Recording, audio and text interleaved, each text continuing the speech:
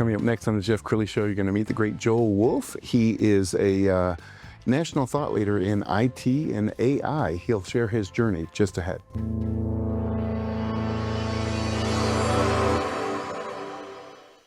Many are predicting that the worst is yet to come, which is unfortunate, said one person here. Until now, they've enjoyed the reputation of being the nation's icebox. Watched a burglar in his home this morning by webcam. As a journalist of over 25 years, stories are what make my world turn. Reporting live from the Dallas newsroom tonight, Jeff Crilley, Fox 4 News. But in 2008, I took the jump from my familiar life and started a PR firm from my home. We're talking about anyone with a camcorder like the one I'm using becomes a television network. We started slowly growing the company, and we now have over 100 clients, and we've branched into the world of live digital broadcasting. I now own 8 different TV studios and have a huge team, and the stories that I now get to share are sometimes the most important of my life. Life has a funny way of coming around full circle. This is the Jeff Crilley Show. So there's a new gold rush. It's called AI, and every company on the planet is rushing in to bring AI into the company. Sometimes they're trying to do it on their own. Sometimes they're hiring a consultant. But truthfully, here in Dallas, I think there are a million young people who read a book on AI, and suddenly they're a consultant. I love to bring in true thought leaders, and that describes my next guest. Joel Wolfe is in the studio. He is a technology leader and leader of Wolfe Global. Thanks for coming on the show. Thanks for having me, Jay. Yeah, and you're not wet behind the ears. You've been doing this for a little while. Doing this for 30 years. Yes. All right, so we're going to talk about AI in a minute, but I want to hear your journey. How did you first start? Yeah, so pretty much right out of college, I went to work for a bank, and several mergers back. It's First USA Bank was the name of the company. And started in their support areas of helping them with their dialing systems and infrastructure pieces within the bank. And but very quickly, because I didn't go to school for that, right? So I was really studying business. I found out I had a knack for it, but more closely, I could match business outcomes with technology needs. So that allowed me to broaden my scope a little bit, and moved on my track to a IT leader that oversaw entire groups. So. And you can do kind of soup to nuts. You can advise them, or you can actually go in as a fractional CIO. Correct. So people ask me what did I cut my teeth on? So IT infrastructure, communications, and probably for the last 15, 20 years, cybersecurity. Yes. So really covering the entire stack. But it's not just that I have technical skills. I have of course, hands-on skills to make them happen. But I've built strategies and roadmaps around all of those areas, all of those pillars. Yes. And that served me pretty well at the companies I've worked for. Now, with Wolfe Global, I'm helping companies develop those roadmaps and strategies, but also help them execute it. And probably save a lot of money. I mean, technology is zooming so fast that a company without good advice could sink millions of dollars into something that's going to be obsolete. And they absolutely do, especially in the small and mid-market companies who have lean shops and don't have dedicated resources around the different pillars. They don't even sometimes know what to ask for. So that's what I help them with. I come in and identify what are those business outcomes that we can identify that these are the skill sets and the resources and potentially the solutions that they need. Brilliant. We're going to pull up your website, and as we scroll down the website, why don't you describe the kinds of clients that you like to attract? Is it small, mid-sized, large companies? Yeah, so I've worked in all, but in particular, the small and mid-market companies are probably the most value add for both sides. Usually a little bit more nimble and can take on a little bit more risk with perhaps some newer technologies. Yes. But really, the roadmaps and strategies are very similar across enterprises. So, but mostly in the small and mid-market. All right, let's spend some time talking about AI, because I think it's fascinating. It is that buzzword. Like, if you ask any company, are you using AI? They all say, yes, we're using AI, but that could be just letting their team use ChatGPT.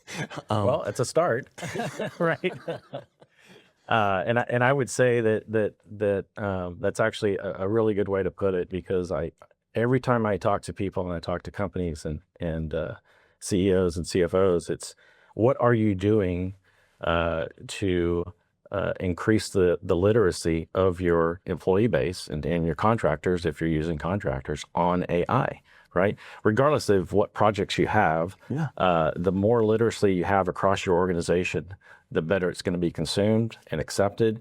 And I would say that, one of the biggest pieces that comes out of this, again, it's not necessarily a technology piece, but AI is going to enable more critical thinking across your organization. Yes.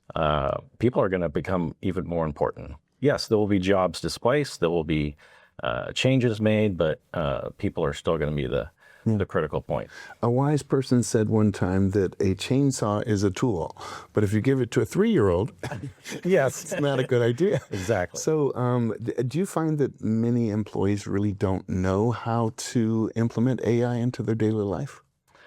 Yes, I would. I would still say that many folks are maybe still apprehensive, but really don't know how far to take it or what to do, because it's changing so fast as well. I mean, there's so many models out there now. Yes. And what I should preface with that is probably beyond just an administrative help type of use case. Yes.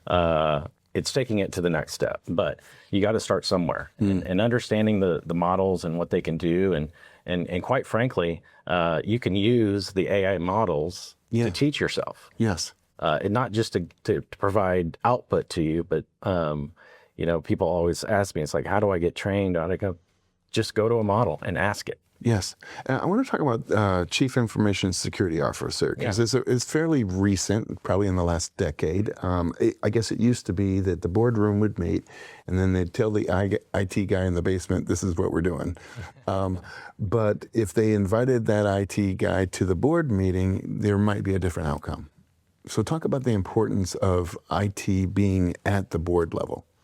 Yeah, it's really important that there is a technology presence at the board level, so that you can really satisfactorily, talk about the risk associated with decisions. Yes. And it's not just about sharing metrics about, okay, this is where we stand, we got a grade A or a B or a C. Yes. It's really about understanding what the board is talking about, what are the stakeholders' outcomes that they're looking for, and then that technologist can match the risk associated with how we do business. Yes. Not just the systems that we use, but the processes and the people that we have in place. All right, let's debunk some myths, because the most common headline that I see is AI is going to replace your job. Yeah. You and I were just sharing a headline that we read this morning about an AI bot went rogue and deleted 3 months of data. People are scared that, AI is going to take over the world. And so give us some wisdom. Yeah, well, it's interesting that story, with a lot of stories that happen from a criminal or hacking standpoint, at some point has been evangelized through the media, movies and such. There was a similar incident like that, and that the AI model simply said, okay, well, I'm supposed to debug a code. I've been asked to debug a code. Eventually, the AI agent said, well, the most efficient way to debug the code is just delete the program.